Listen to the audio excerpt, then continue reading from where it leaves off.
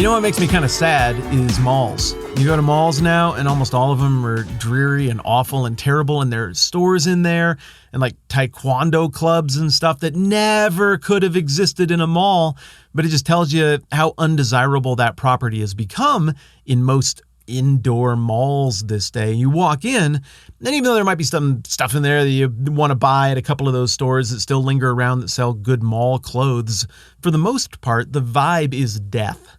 The vibe is, this isn't going anywhere. This is not built for growth. This is in institutional preservation mode. This is in hang-on mode.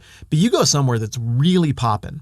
A great business, a great chain, a great real estate development. You're like, dang, the end is nowhere near in sight. This could grow and grow and grow. And whoever's behind this, clearly from the beginning, they were thinking, let's grow as long as we can grow this thing.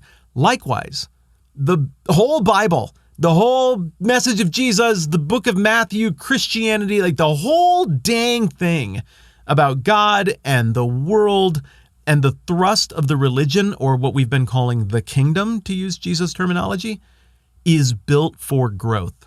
From the beginning, built into this thing, hardwired into the DNA of the whole religion, of the whole exercise, is the idea that this is for everybody. Remember back in Genesis 12, you've got the part of the Bible. I mean, I have a Bible. It's 10-minute Bible hour. We look at the Bible, and I know where Genesis is. I'm just going to read it to you. In Genesis 12, you've got Abram, who would later become Abraham. This is like God's first deal that he makes with the people who would eventually become the Hebrews, the Israelites, the Jewish people. And the language of God's covenant with Abram that he's making here, that starts the whole trajectory of the story of the Old Testament, God dealing with his own people. Look closely at this thing and you'll see this outward trajectory. I will make you, Abram, into a great nation, says God, and I will bless you. I will make your name great and you will be a blessing. It's like, oh, okay, God's chosen people, the Israelites. I get it. Yeah, that's how the Old Testament kind of rolls.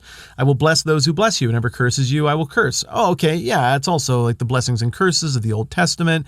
Sometimes God's people, they do good things and then good things happen. They win in battle or they get blessed, and other times they do awful things and they get punished.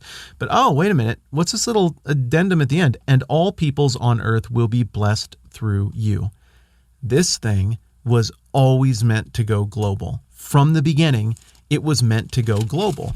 And we see flourishes of that throughout the rest of the Old Testament. But then when we get into Matthew, dang, it's all over the place. I mean, you got Gentiles appearing in Matthew chapter 1 in the genealogy of Jesus that you and I looked at forever ago.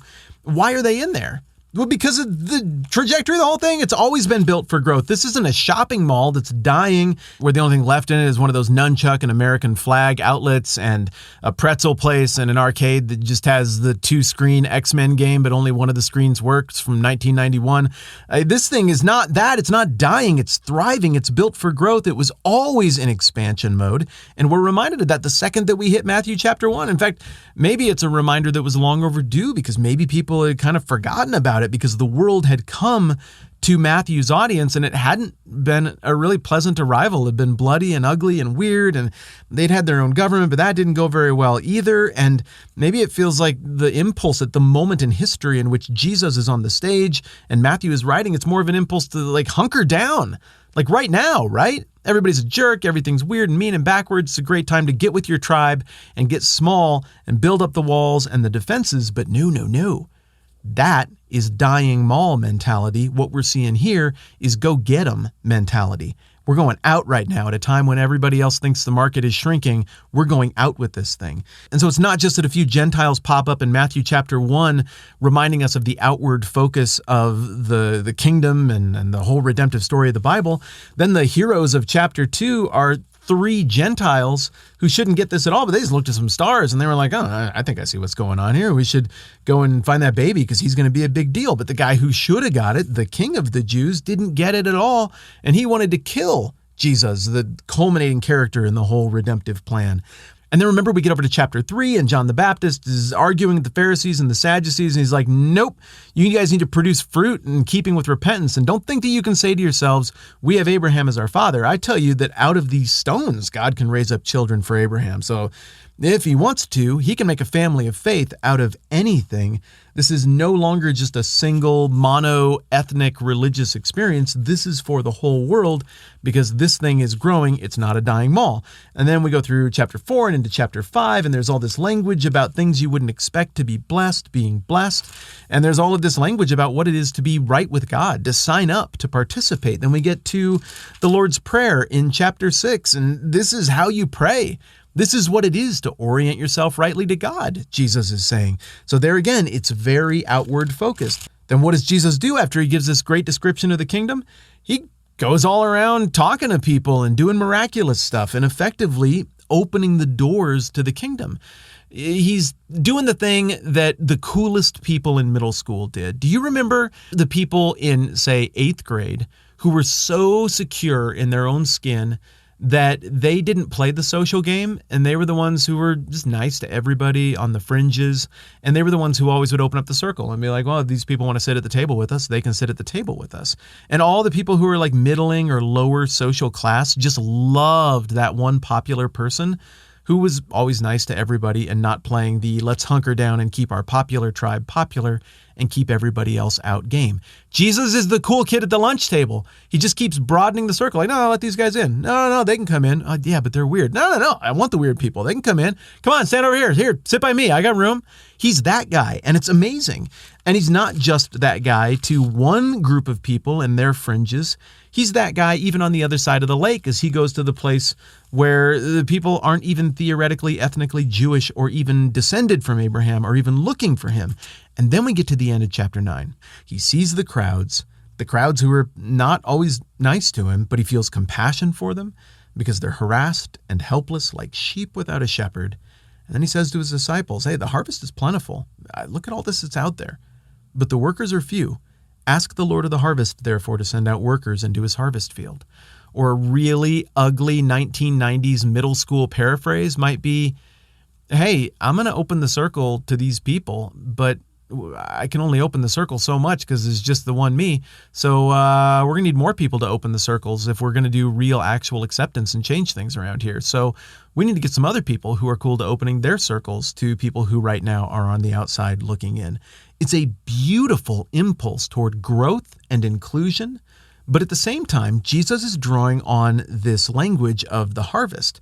And this is not the first or the last time that he's going to use this language of the harvest, the grain field, bringing in fruit, producing fruit. I mean, we already looked at one place. I mean, what was I just talking about? Matthew chapter 3, where he uses that language about producing fruit that is in keeping with repentance. Oh, okay, well, he's drawing on the exact same stuff. And then we get to Matthew 13, and we're going to get to one of the most famous parables ever here in a little bit, where he is talking about the guy who goes around with a bunch of seed, the parable of the sower. And he scatters the seed around, and some of it lands on dirt where it takes, and it grows up into this great plant, and it reproduces itself like 30 times, 60 times, maybe 100 times over. But then some of the other seed lands in places where it looks like it's going to work out, and it eventually doesn't. Some of it lands in a place where it doesn't look like it's going to work out, and then predictably it doesn't. So what we're seeing in Jesus' impulse to broaden the circle of the kingdom, to bring people in who it doesn't make sense to bring in, to open the wall and let the wildlings cross over. That impulse is not only going to be scary, it's going to be out and out enraging to some of the people, to the Pharisees and the Ollie's of the world who are scared of or hurt by people outside their already in place circle. That's like a murderable offense to open your circle or open your doors to let them in. But Jesus is going to do it anyway, knowing that it's going to awaken that murderous impulse in his enemies. And further, he's going to do it indiscriminately. Again, we're going to see this much more when we get to Matthew chapter 13 in that parable of the sower. But the sower's just chucking seeds everywhere. It's the worst, least efficient plan of all the plans. Like that's like a basketball court. Jesus, I don't know if you want to, it's black. Okay, but well, there goes all of that seed. I guess that's fine. I don't know if you want to do that over there. That's a Walmart. It's just linoleum. Oh, okay, though. There that goes. The indiscriminate distributing of the DNA packet of the values of the kingdom, the metaphor of this seed, is something that Jesus is doing everywhere. He'll open this circle to literally anybody who sees him for what he is, king, who wants to be a part of the kingdom and be a part of the values of that kingdom. And that is what we're about to transition to narratively as we get into chapter 10. Through 9 chapters, we've seen the birth narrative and the questions be raised about who is Jesus. Could he actually be the one that fixes all the stupid stuff? I mean, not just like who is Jesus to the original audience, but who is Jesus to us is the question that gets thrown out. Is there someone who could make this better? Then it transitions into him describing this amazing expression of reality that's hard for us to even fathom. But when you sit and think about it, like all politics and religion and I'm mad at my dad or my youth pastor or something went weird or wrong in my past, you set all of that aside, and it sounds pretty dang appealing. Now, there's still stuff to sort through after that, like, well, who is the character in charge of this kingdom and what do we make of him? Which is what we've just dealt with over chapters 8 and 9. We've looked at his authority, we've looked at his enormous compassion, that his attitude toward people with problems seems to be take heart, take courage, stuff's going to get better, the kingdom is on its way, I'm the great king, this is going to be incredible, it's going to be great, forgiveness is at hand, the stuff that nips at your heels, that can be dealt with and resolved.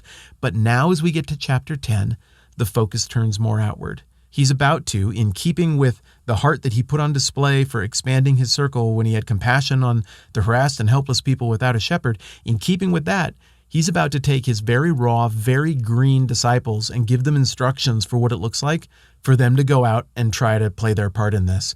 And that has a ton of implications that we're going to have to break down. But the biggest thing for us is we are seeing here a Jesus who will let the wildlings through the wall. A Jesus who is not sitting in the back corner by the musty old restrooms and the trash dumpsters out back by the 5 empty storefronts and the old nasty mall office trying to figure out how to keep his property alive for another year or two.